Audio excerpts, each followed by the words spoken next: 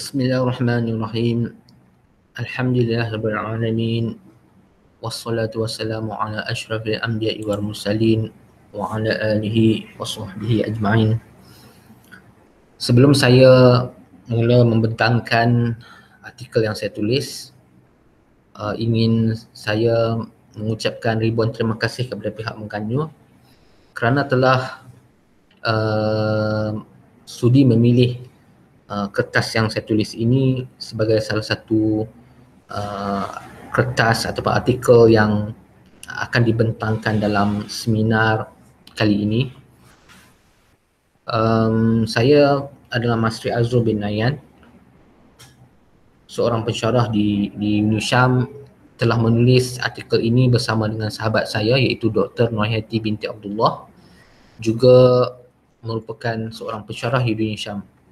Artikel yang kami tulis bertajuk Impak Pandemik COVID-19, Takaful Keluarga sebagai Solusi Pelindungan Pendapatan Individu dan Keluarga.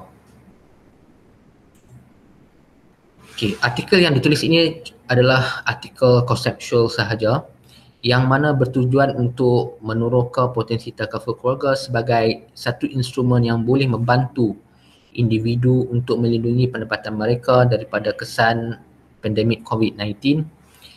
Dan artikel ini juga membincangkan kesan impak negatif pandemik COVID-19, khususnya impak kepada ekonomi Malaysia, di mana impak lain seperti impak kepada sosial tidak dibincangkan.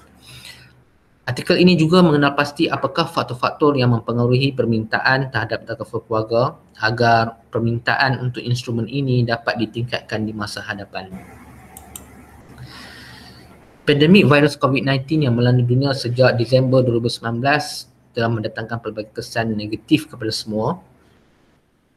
Pada hari ini, pandemik ini masih berterusan dan tidak dapat dipastikan bilakah ia akan berakhir. Walaupun banyak usaha untuk menghasilkan vaksin untuk membunuh virus ini, tetapi pada hari ini masih lagi tidak ada yang mempunyai kesan yang positif. World Health Organization (WHO) melaporkan sebanyak 34,598 orang di seluruh dunia telah disahkan positif dijangkiti COVID-19 pada 28 September 2020 dan sebanyak 996,442 kes kematian telah direkodkan di seluruh dunia. Di Malaysia pula, kesan kes positif COVID-19 ini mula dikesan pada 25 Januari 2020 iaitu sebanyak 7 kes pada peringkat awal, dan sejak itu virus ini terus merebak ke seluruh negeri di Malaysia, dan pada 28 September 2020 jumlah kes keseluruhan di Malaysia adalah sebanyak 10,919 kes dengan jumlah kematian sebanyak 134 kes.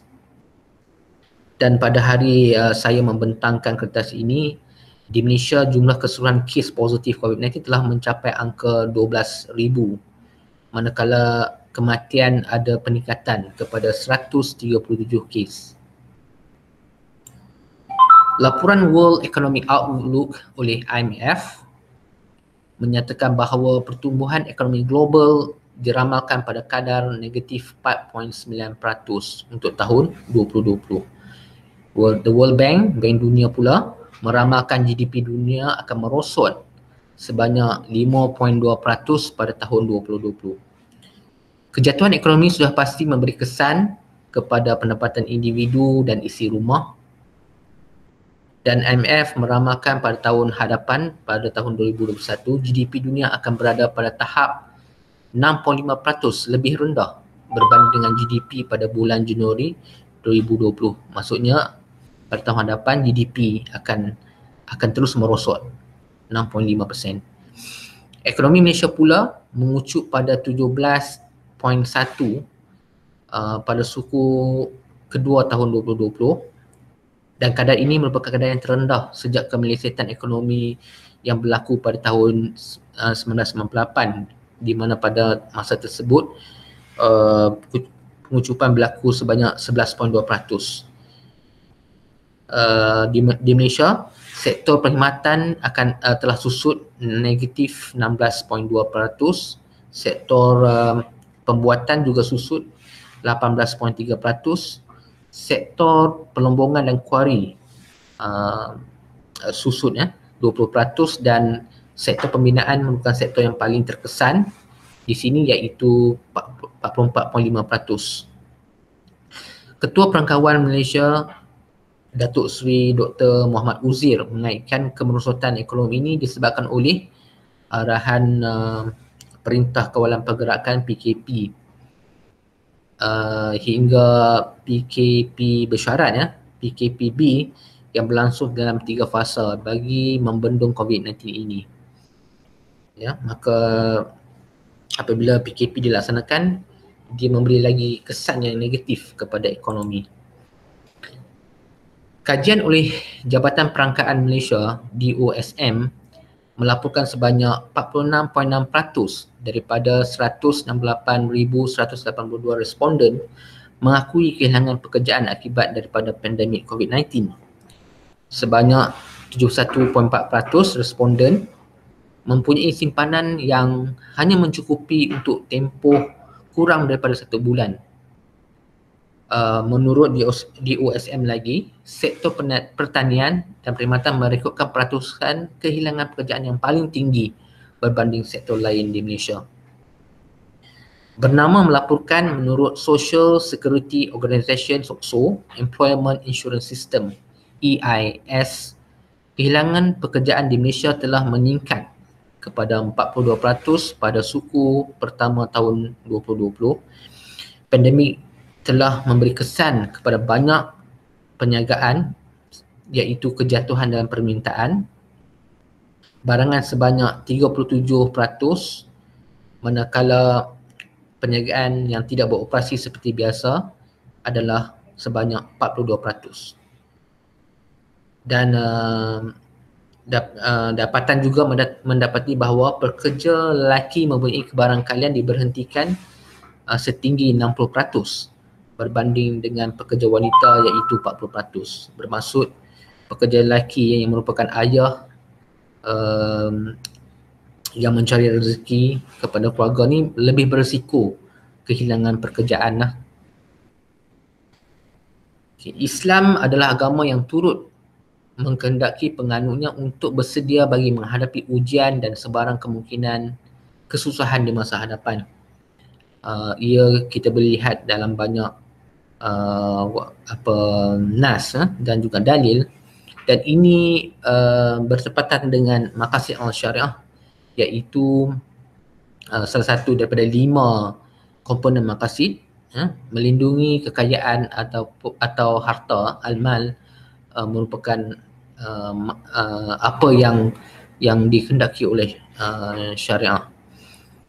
Di sana juga ada prinsip ataupun kaedah usul fiqh, al-qawaid fiqhiyah al-kubra, ada 5, al-qawaid al-fiqhiyah al-kubra ada 5, dan salah satu prinsip yang penting yang berkait di sini adalah al-darurul yuzal, yang bermaksud ruang yang bermanfaat dibuka dan ruang yang membawa keburukan perlu ditutup. Dan di sana juga ada satu hadis yang diriwayatkan oleh Al-Hakim yang menjadi banyak rujukan berkenaan dengan takaful ataupun pengurusan risiko. Hadis ini berbunyi, Rasulullah SAW telah bersabda dan memberi peringatan, hendaklah kamu merebut 5 perkara sebelum datang 5 perkara, masa mudamu sebelum masa tuamu, masa sihatmu sebelum masa sakitmu, masa kayamu sebelum masa fakirmu, masa luangmu sebelum masa sibukmu, dan masa hidupmu sebelum masa matimu. Berdasarkan kepada maklumat yang saya bentangkan ini, jelas sekali bahawa Islam adalah satu agama yang menuntut untuk umat Islam mementingkan atau melihat bagaimana mereka perlu menguruskan pendapatan dan bagaimana mereka perlu menjaga ataupun memelihara pendapatan atau kekayaan mereka dengan baik. Sudah pasti Islam juga menyediakan banyak kaedah-kaedah atau metod-metod bagaimana menguruskan kekayaan ini. Dan salah satu instrumen yang ada dalam Islam adalah takaful ataupun insurans Islami. Okey, takaful keluarga. Takaful dari segi bahasa bermaksud saling memelihara atau saling menjamin. Ia berasal daripada bahasa Arab iaitu kafalah. Dalam konteks kewangan, takaful boleh didefinisikan sebagai satu pakatan antara sekurang-kurangnya dua pihak untuk menjamin antara satu sama lain daripada sebarang kerugian setelah ada pihak yang ditimpa musibah. Peserta pakatan ini akan melantik pengendali takaful berdasarkan konsep wakalah, di mana pengendali takaful akan menguruskan tabung takaful secara profesional. So pengendali takaful ini merupakan syarikat-syarikat takaful atau yang berada dalam industri takaful. Berbanding dengan insurans konvensional, takaful adalah skim insurans yang patuh syariah compliant. So unsur-unsur negatif dalam amalan dan sistem kewangan atau sistem insurans konvensional iaitu riba, gharar, ketidakpastian dan maisir perjudian dapat dielakkan oleh peserta takaful apabila mereka memilih takaful berbanding dengan insurans konvensional. Berbanding dengan insurans konvensional, takaful di Malaysia boleh dikatakan masih baru. Sejarah takaful di Malaysia bermula pada bulan November 1984 dengan tertubuhnya Syarikat Takaful Malaysia Berhad STMB, dan juga Akta Takaful juga telah digazetkan pada tahun yang sama. Selepas 35 tahun kewujudan industri takaful ini, Malaysia telah menjadi peneraju utama industri ini di Asia Tenggara, dan pada tahun 2016 jumlah aset takaful adalah sebanyak 26.8 bilion ringgit Malaysia, dan manakala jumlah aset ini terus meningkat kepada 29.3 bilion pada tahun 2017. Selepas itu, industri takaful bertumbuh dengan perlahan sehingga hari ini terdapat hanya 15 buah syarikat takaful yang berlesen di Malaysia dan ada 4 buah syarikat ritakaful. Daripada 15 buah syarikat takaful tersebut, 11 syarikat merupakan syarikat tempatan, manakala 4 lagi merupakan syarikat asing, foreign company yang beroperasi di Malaysia. Ini adalah laporan daripada Bank Negara Malaysia pada 2019. Secara umumnya, produk takaful boleh dipecahkan kepada dua kategori, iaitu takaful umum, general takaful, dan takaful keluarga, family takaful. Sudah tentu para pendengar semua jelas bahawa kertas ini lebih fokus kepada takaful keluarga, maka takaful general tidak dibincangkan di sini. Takaful keluarga menawarkan perlindungan dan simpanan jangka masa panjang kepada peserta takaful. Ia adalah produk takaful yang distrukturkan berdasarkan profil risiko sesuatu komuniti dan mensasarkan pelbagai segmen pasaran. Bermaksudnya kategori produk ini berdasarkan kepada profil individual. Kerana kita faham bahawa setiap individu mempunyai risiko yang berbeza dan juga pendapatan yang berbeza. Ciri-ciri produk atau polisi takaful keluarga secara umumnya adalah sama dengan insurans konvensional, iaitu ia menawarkan perlindungan pendapatan, simpanan dan pelaburan, pendidikan, persaraan atau pencen, kredit, kesihatan dan perubatan. Tetapi ada keistimewaan pada takaful yang tidak ada pada takaful konvensional, iaitu takaful wakaf, iaitu ini adalah satu produk yang cuma ditawarkan oleh pengendali takaful sahaja.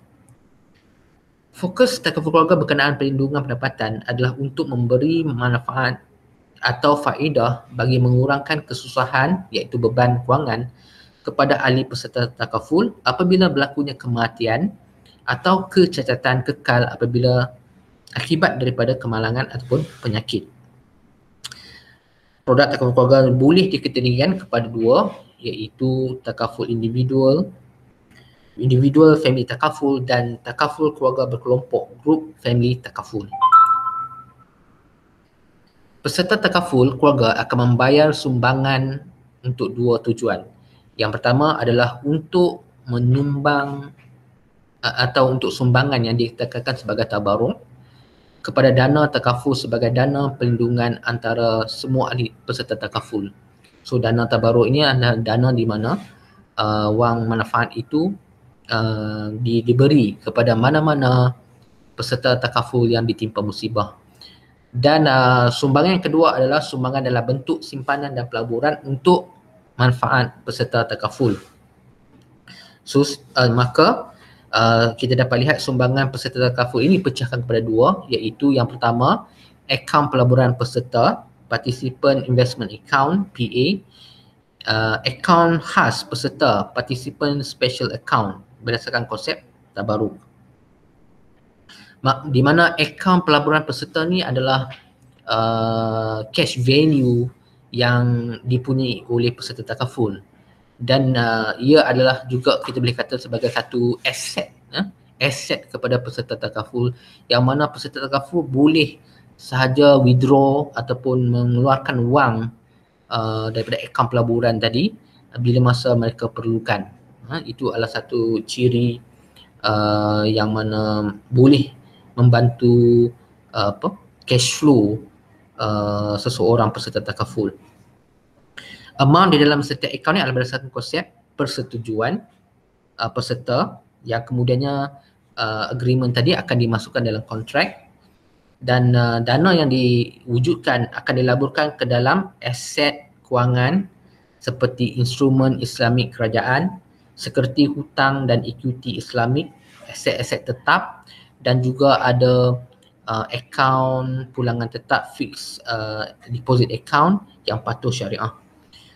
Ini juga penting dalam takaful, di mana pelaburan untuk menghasilkan pulangan itu mesti daripada instrumen-instrumen kewangan Islam, instrumen-instrumen yang patuh syariah.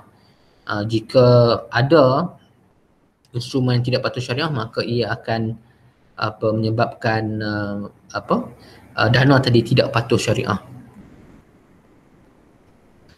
Selain daripada perlindungan berdasarkan polisi yang disertai oleh peserta takaful, syarikat-syarikat takaful ataupun pengendali takaful ini juga menawarkan perlindungan khas kepada pelanggan-pelanggan masing-masing. Maksudnya kerana berlakunya COVID ini, syarikat insurans telah menawarkan tambahan atau special protection kepada pelanggan-pelanggan mereka yang telah pun menandatangani ataupun telah subscribe kepada takaful mereka. Dan di sini syarikat-syarikat di bawah MTA, Malaysia Takaful Association, telah menyeraikan apakah additional protection yang mereka tawarkan. So usaha daripada MTA ini adalah sangat baik, menunjukkan syarikat takaful ini mereka prihatin dengan bebanan kehilangan pendapatan oleh peserta-peserta takaful mereka. Sebagai contoh FWD Takaful Berhad menyediakan dana lebih kurang RM1 juta untuk peserta takaful yang sedia ada dalam tempoh 18 Mac hingga 30 Jun bagi manfaat kematian sekaligus sebanyak 20,000.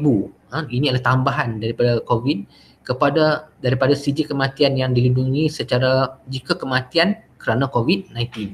So ada tambahan 20,000 kepada pelanggan mereka jika kematian itu disebabkan oleh virus tersebut. Selain itu, syarikat ini juga memberi manfaat tunai sebanyak RM200 sehari sehingga 60 hari di hospital jika orang yang dilindungi itu dimasukkan ke dalam hospital kerana COVID-19. So ini bermaksud takaful keluarga menyediakan additional benefit untuk memastikan peserta-peserta takaful ini mendapat bantuan yang secukupnya jika mereka mendapat musibah atau jika mereka dijangkiti oleh virus COVID-19 ini.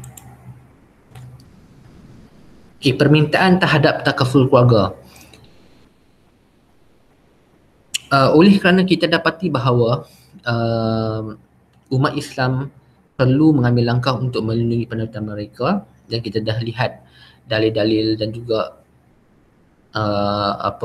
prinsip Islam tadi, dan kita boleh lihat bahawa takaful adalah alternatif yang baik, maka kita boleh lihat apakah faktor-faktor yang boleh membantu atau yang mempengaruhi permintaan takaful keluarga di Malaysia. Dan takaful keluarga ini merupakan sektor yang memang amat berpotensi tinggi di masa hadapan. Ia mempunyai peranan yang sangat penting dalam menyokong ekonomi dan pembangunan sosial. Dan takaful keluarga masih memerlukan perhatian untuk meningkatkan kekuatannya dalam industri dan juga boleh meningkatkan share pasaran berbanding dengan insurans konvensional. Di Malaysia, penembusan pasaran takaful masih lagi rendah berbanding dengan negara-negara membangun yang lain. Ini adalah satu masalah jugalah bila kita dapati bahawa market share ataupun demand itu masih lagi rendah. Pembantu Bank Negara, Assistant of the Governor of Nation Bank, Encik Adnan Zailani Muhammad Zaid, menekankan bahawa betapa takaful merupakan satu solusi kepada rakyat Malaysia. Menurut beliau, pada tahun 2018, sebanyak 45.8% rakyat Malaysia belum lagi mempunyai insurans dan takaful. Ya, hampir separuh kaum Malaysian masih lagi tidak dilindungi oleh takaful, dan sebanyak 46% isi rumah dikata tidak mempunyai pengetahuan tentang produk takaful yang tersedia dalam industri. Menurut Razak dan sahabatnya pada 2013 telah menjalankan satu penyelidikan, dan mereka mendapati bahawa kerajaan Malaysia telah menyediakan pelbagai insentif untuk menggalakkan mereka rakyat atau orang awam membeli perlindungan takaful dan untuk menyokong industri takaful, tetapi masih ramai rakyat Malaysia tidak dilindungi oleh takaful. Sharif dan Syari 2013 mendapati terdapat hubungan yang positif dengan permintaan terhadap takaful keluarga. Mereka mendapati bahawa pendapatan, income merupakan satu faktor yang mempunyai hubungan positif dengan permintaan terhadap takaful keluarga. Remli 2018 mengkaji faktor-faktor dalaman yang mempengaruhi permintaan terhadap takaful keluarga di Malaysia. Mereka mendapati bahawa faktor saiz syarikat pengendali takaful dan prestasi ejen takaful mempunyai hubungan yang positif dengan permintaan takaful keluarga. Arifin Yazid dan Sulong 2013 juga mendapati bahawa faktor pengendali takaful adalah penting untuk mempengaruhi permintaan terhadap takaful keluarga. Selain itu, kajian mereka turut membuat kesimpulan bahawa faktor sistem agensi ataupun al-wakalah, produk dan perkhidmatan, pemasaran dan periklanan adalah pemboleh ubah utama yang mempengaruhi permintaan takaful keluarga. Husin dan Rahman 2012 mendapati pelanggan takaful keluarga memilih takaful keluarga kerana faktor sikap norma subjektif norm dan kawalan kelakuan ditanggap, perceived behavior control adalah faktor kenapa individu memilih takaful keluarga. Faktor demografi seperti pengetahuan pelanggan, faktor situasi dan tahap keberagamaan, religiosity pelanggan merupakan faktor penyandaraan moderating variable yang penting untuk ketiga-tiga pemilih ubah tidak bersandar yang disebut tadi. Aziz et al. 2019 membuat kesimpulan bahawa faktor pengetahuan dan kebergunaan ditanggap, perceived usefulness, mempunyai hubungan yang positif dengan sikap terhadap skim takaful keluarga. Faktor sikap pula didapati mempunyai hubungan positif dengan niat individu terhadap takaful keluarga. Kepercayaan ditanggap, perceived trust, adalah faktor pencelahan intervening antara faktor keberagamaan dengan sikap terhadap takaful keluarga. Ini adalah hasil kajian Aziz et al. Gustina dan Abdullah 2012 mendapati bahawa terdapat pembeli ubah yang mempengaruhi permintaan ke atas produk takaful keluarga, iaitu faktor GDP per kapita, pendidikan, simpanan dan faktor agama. Manakala Rizwan et al. 2009 pula mendapati pendapatan per kapita adalah faktor penting dalam meramal permintaan terhadap takaful keluarga, dan faktor lain yang turut mempengaruhi adalah kadar faedah interest rate jangka masa panjang dan indeks komposit saham. Rizwan et al. Melihat dimensi yang berbeza di mana dia mendapati bahawa even kadar faedah dan juga indeks komposit itu juga mempengaruhi demand permintaan terhadap takaful keluarga. So daripada faktor-faktor literature review ini, kita dapati bahawa inilah faktor-faktor yang sangat penting untuk bagaimana kita boleh meningkatkan permintaan terhadap takaful keluarga di masa hadapan. Banyak research mendapati bahawa faktor pendapatan adalah sangat penting. Right? Di mana the higher the income, maka demand juga akan meningkat. Dan satu lagi lah, bila melihat kepada faktor dalaman, faktor pengendali takaful, syarikat takaful itu sendiri sebenarnya juga amat mempengaruhi permintaan terhadap takaful keluarga. Kesimpulan, so artikel ini bertujuan untuk melihat impak negatif COVID-19 kepada Malaysia dari aspek ekonomi, pengangguran dan kehilangan pekerjaan. Musibah yang tidak diingini ini telah mendatangkan kesan kepada orang ramai, terutamanya mereka yang berpendapatan rendah dan sederhana. Tulisan ini juga memfokuskan bagaimana takaful keluarga dapat menjadi satu instrumen yang boleh membantu meringankan beban kepada mereka yang kehilangan pendapatan kerana pandemik COVID-19. Tetapi limitasi kepada artikel ini adalah tidak membincangkanlah secara dengan detail lagi bagaimana kaedahnya takaful keluarga ini dapat membantu melindungi pendapatan. Dan pengalaman rakyat Malaysia menempuh ujian COVID-19 telah menjadi satu pengajaran yang penting berkenaan dengan perlindungan pendapatan diri dan keluarga. Sudah pasti bila kita mengalami kesusahan, barulah kita akan teringat ataupun baru kita merasakan bahawa pentingnya ada perlindungan terhadap pendapatan kita. Dan oleh demikian ia membuka satu ruang yang sangat tinggi untuk rakyat Malaysia, khasnya Muslim, untuk mendapatkan takaful keluarga sebagai instrumen bagi melindungi pendapatan mereka. Dan sudah pasti takaful keluarga akan menjadi satu pilihan yang terbaik untuk umat Islam di Malaysia untuk memastikan kehidupan dapat diteruskan dengan selesa. Artikel ini boleh dijadikan sebagai asas untuk melakukan penyelidikan yang empirical di masa hadapan,